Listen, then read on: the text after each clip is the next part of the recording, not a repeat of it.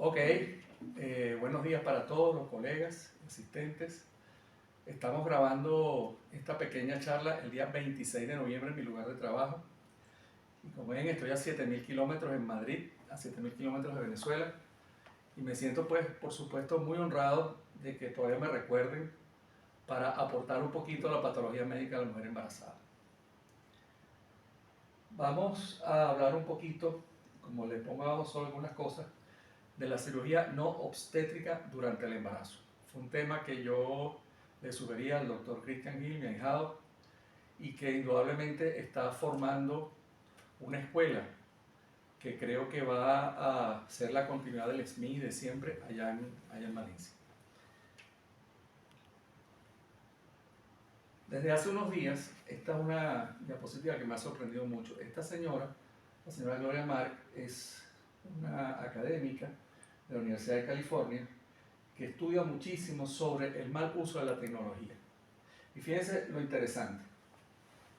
El libro que acaba de publicar menciona cómo nuestra capacidad de atención se ha reducido a apenas 47 segundos. Por lo tanto, yo no debería dar en cada slide más de 47 segundos de exposición, porque los cansaría mucho y no lograría mantener su atención. Pero vamos a tratar en lo posible de insistir en las cosas prácticas y quitar un poco de falsas verdades en relación a la cirugía no obstétrica en el transcurso de la gestación.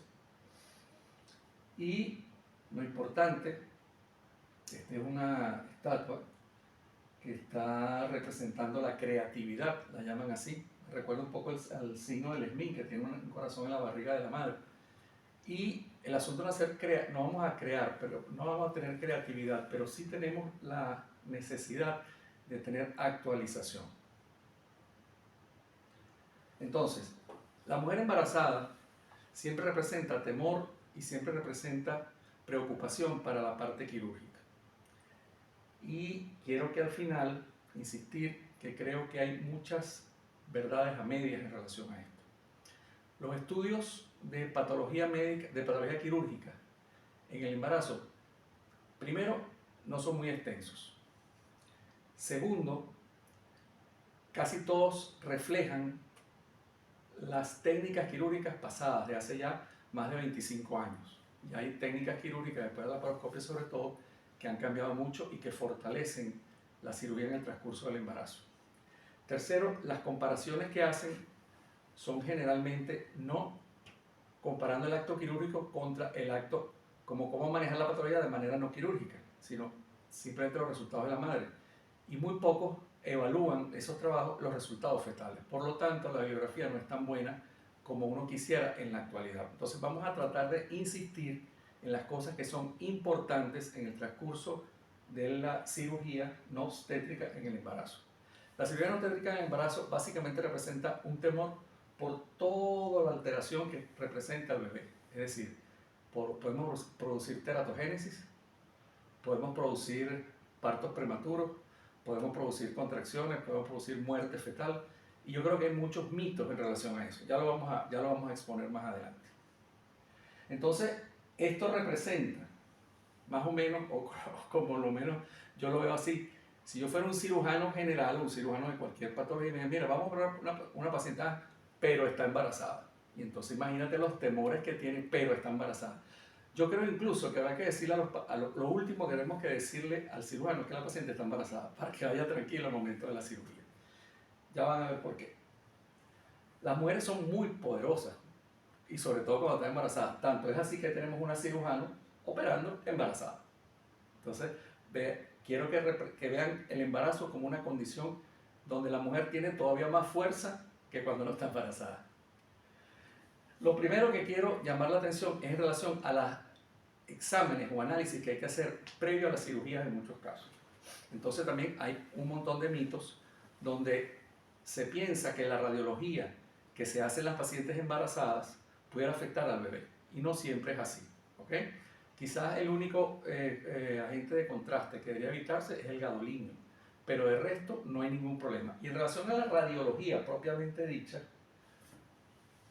bien sea tomografía o resonancias, probablemente la resonancia es el examen paraclínico que tiene más seguridad en el transcurso del embarazo, porque las radiaciones magnéticas no afectan ni a la madre ni al bebé.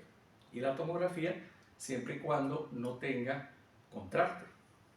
Fíjense aquí, entonces, en la mano izquierda de ustedes dice umbral estimado de dosis y efecto ionizante de radiación, periodo gestacional, y fíjense qué alteraciones producen de acuerdo a la etapa gestacional. Pero quiero que se fijen aquí. Una placa de columna cervical produce 0,01 miligramos. Una placa de una extremidad 0,01. Una placa de tórax 0,02. Una radiografía de la columna lumbar 1. De radiografía abdominal de 1 a 3. De una tomografía de la cabeza 0. Y así sucesivamente. Y se dice que para que exista alteración fetal tiene que haber más de 5 a 10 miligramos. Por lo tanto, la mayoría de los exámenes que tenemos que hacer a la paciente embarazada no van a afectar al bebé. Entonces, por lo tanto, no tengamos tanto temor en hacer análisis que nos van a llevar a un pronto diagnóstico y una pronta resolución de la patología. Otra cosa son los tipos de anestesia, bien sea anestesia general, anestesia local, espinal, epidural, bloqueos de nervios, etcétera, etcétera. Ningún anestésico, óigase bien, ningún anestésico y ninguna anestesia se ha relacionado en los estudios más recientes con alteraciones ni maternas ni fetales. Por lo tanto, no tengan temor ni ustedes, ni el cirujano, ni tampoco el anestesiólogo, porque no hay alteraciones. Entonces, muy importante tener esa seguridad. Hay otro punto importante. Aunque la mayoría de las cirugías en las mujeres embarazadas son de tipo abdominal, y sepan que si agarramos todas las mujeres embarazadas, todos los embarazos, se considera que más o menos 2% de todas las embarazadas van a estar sometidas en el transcurso de la gestación a una cirugía no obstétrica. Bueno, aparte de las cirugías abdominales, que son las más frecuentes, que representan más o menos el 43% de todas las cirugías que se hacen en mujeres embarazadas, están las cirugías traumatológicas y especialmente las cirugías que se producen por accidentes de tránsito en mujeres embarazadas. Entonces, siempre recordar, en el embarazo, el cinturón de seguridad debe tener esta posición, no debe encima del bebé, debe ir lateralmente. Y eso es una cosa que tenemos que entrenar a nuestras pacientes, el uso del cinturón de seguridad, bien sea cuando están conduciendo o manejando, o bien sea cuando vayan como copiloto o vayan pasajeros, siempre que el cinturón no vaya encima del bebé, porque eso produce compresión y produce molestia. ¿Okay? En los Estados Unidos se dice que se considera que se atienden alrededor de 130,000 casos de accidentes de tránsito en mujeres embarazadas por año. No sé cuántos serán en Venezuela, no sé cuántos aquí en España, pero es importante considerar que aparte de las cirugías abdominales, en tercer lugar, porque la primera son la cirugía, la apendicectomía y luego la colecistectomía, las cirugías traumatológicas son las que ocupan el tercer lugar en la mujer embarazada. Entonces, muy importante el entrenamiento o la educación a nuestra embarazada que se está moviendo en vehículos, en automóviles de cualquier tipo. Entonces, ¿qué es lo que pasa? Muchas veces, y recuerdo yo cuando estuve los 40 años que estuve en el SMIN, no 40, no 35, porque 40 tengo de graduado, nos preocupábamos fundamentalmente porque el acto quirúrgico producía contracciones prematuras. Y no siempre es así. Y los medicamentos contra el parto prematuro no siempre funcionan. Pero si ven que la paciente comienza a presentar contracciones después del acto quirúrgico, vean si realmente son contracciones efectivas o son contracciones de preparación o de bractomy o transitorias. Para eso tenemos que evaluar muy bien la parte fetal.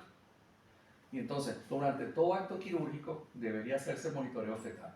Monitoreo ecográfico o monitoreo de este tipo o con el que se tenga a mano.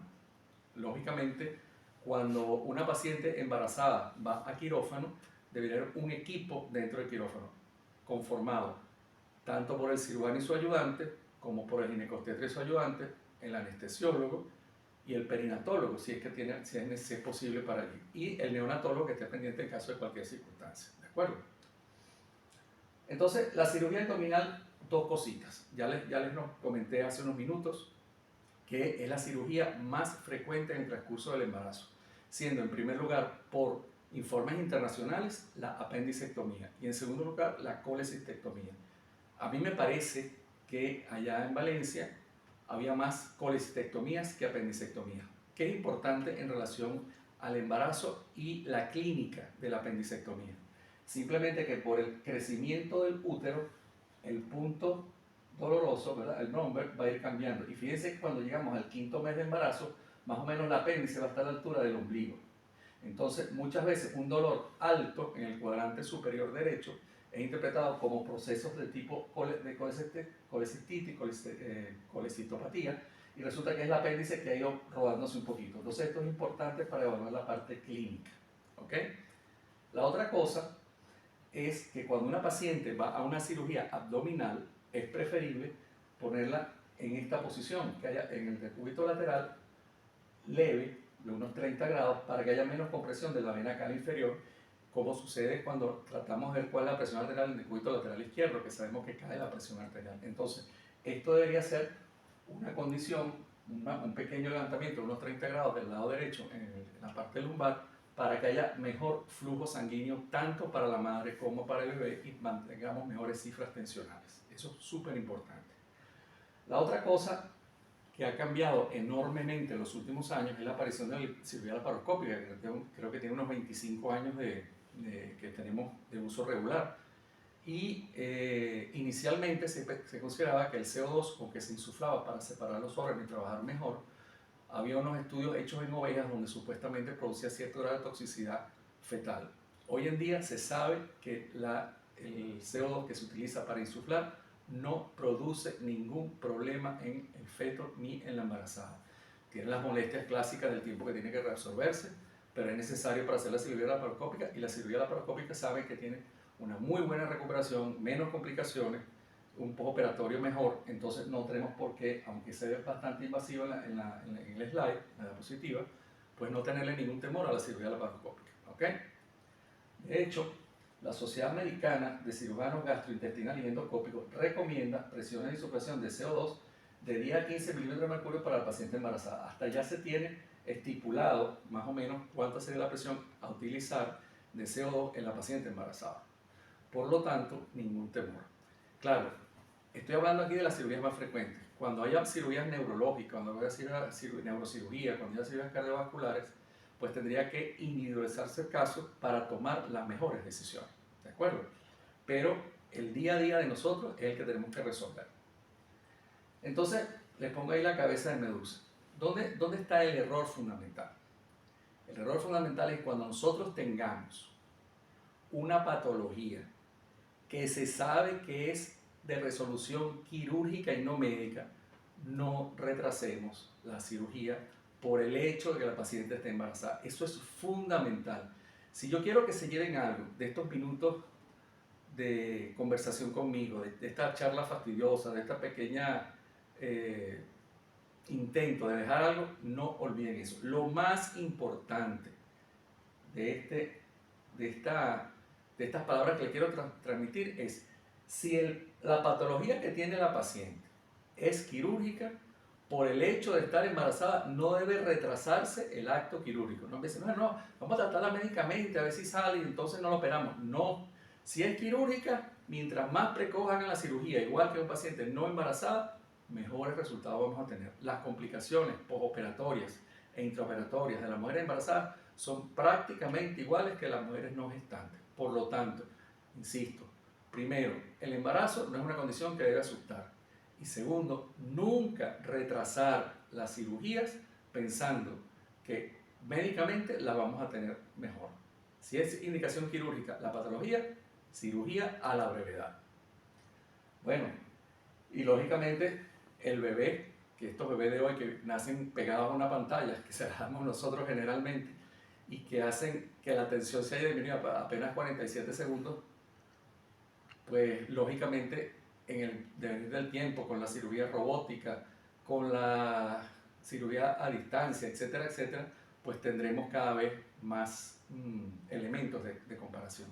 Y como le decía al principio, creo que los estudios a futuro inmediato tendrán que evaluar la cirugía laparoscópica, tendrán que evaluar acto quirúrgico versus no acto quirúrgico, evaluar no solamente complicaciones maternas, sino complicaciones fetales, para que tengamos mejores resultados. Pero en la revisión de la bibliografía hasta ayer era así. Entonces, por lo tanto, no me queda decirles más que este corazón alejado a 7.000 kilómetros de Venezuela agradece el cariño y la atención de cada uno de ustedes. Y gracias por seguirme apoyando después de tanto tiempo. Hasta luego.